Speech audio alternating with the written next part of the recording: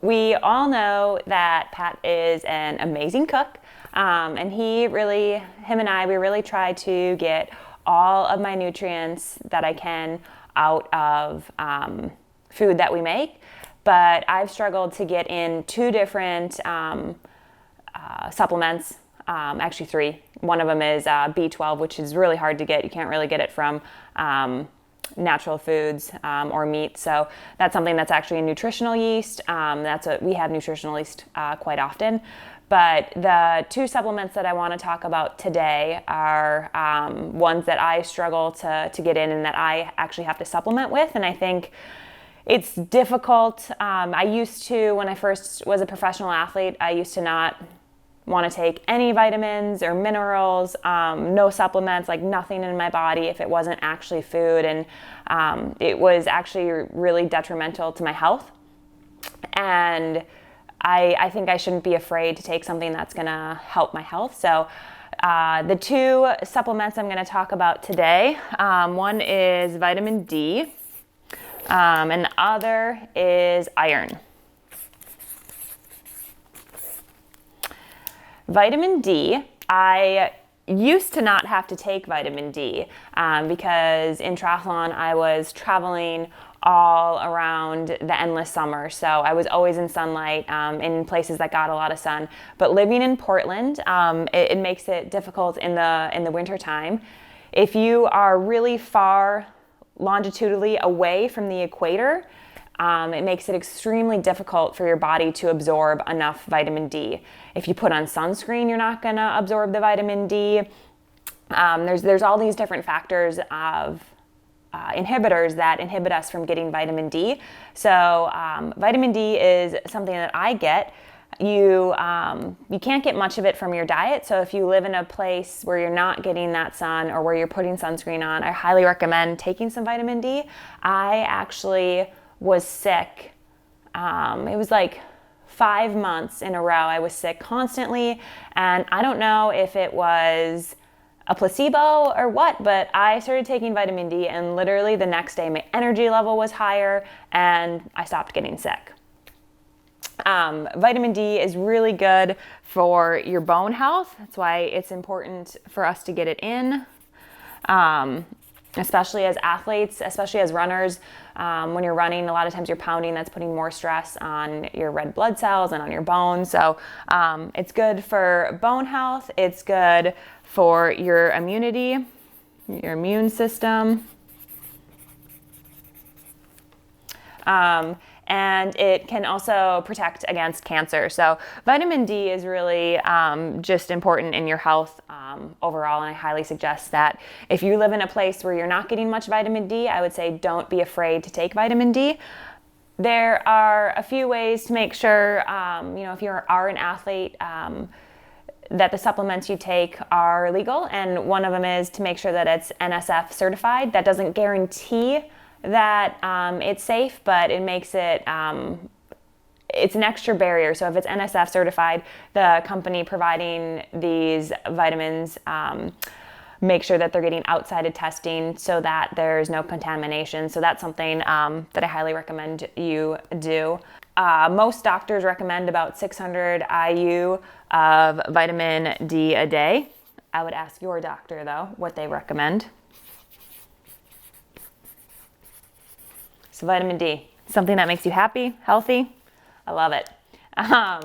Then the other supplement I want to talk about is iron. And this one is something that I've struggled with my entire life. My mom has actually been anemic.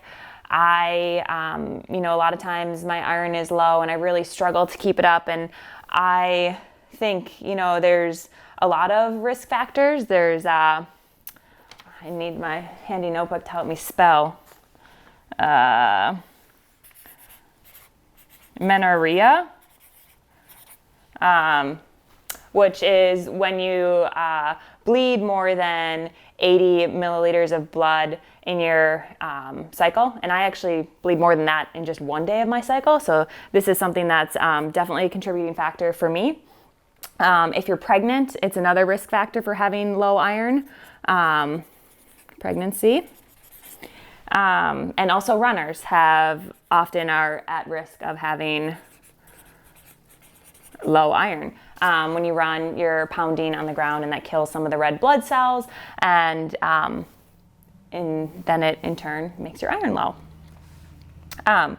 You can have too much iron, so I think that's something that you do need to take into account.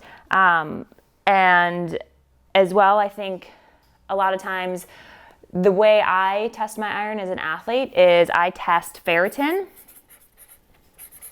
And a lot of doctors don't really have that as their go-to for testing. There's only one R in ferritin. But I think it's really important as an athlete to, if you do get blood work done, to have them check your ferritin levels and see what it is. A lot of times doctors say, if it's 20 or above, you're good, but that's not the case. There have been different studies, and there hasn't been like one number that I've seen that's that I would say is like 1,000 studies said you need to have your iron at this level. But I can tell you that you want to be above 40.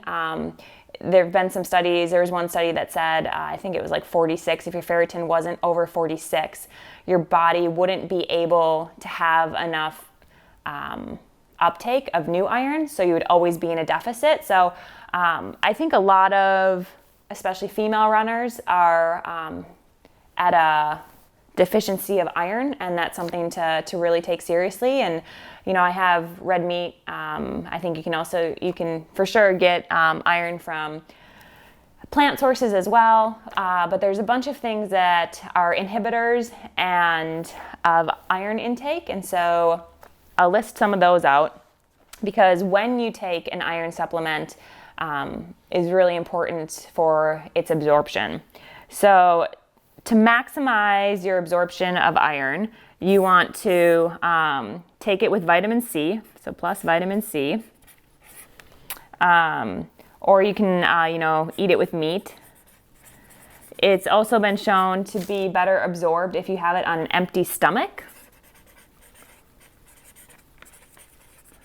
But I'll put a little asterisk there, because a lot of people have trouble with iron, digestive problems in their stomach. So I'd just be careful and see, what works for you, if you can have it on an empty stomach or if you can't. You want to have no calcium, so negative to calcium. You want to have no polyphenols, so like no caffeine or tea. Or coffee. So I think one of the big reasons I think we struggle with iron supplementation a lot is because if you want to take it on an empty stomach, normally that's in the morning, but in the morning a lot of times we're having coffee or tea, or we're having calcium. And so it's kind of finding this balance of when you're going to take iron supplementation. And then there's just a lot of iron supplements out there as well. There's liquid iron, which a lot of people like. That can be a little bit gentler on the stomach.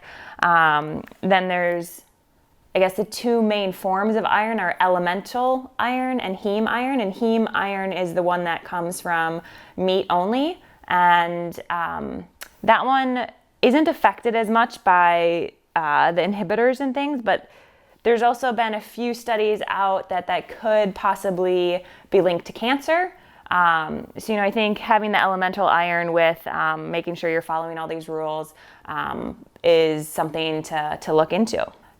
Just a couple other tips if you don't want to take an iron supplement. Ways that you can increase your iron are eating protein, using cast iron skillets, and eating iron fortified foods. So those are two supplements that I take, and the reasons for me taking them are I've had very low of both vitamin D and iron in the past, and it's affected my health in a very negative way. Both of them can make you feel really weak and tired. Vitamin D with your immune system. Iron is something as well where you can feel weak and fatigued. So these are two things that I take just to help with my health. And I think, it's really important that as an athlete, we take care of our bodies. And hopefully this gives you just a little bit of insight into how I supplement.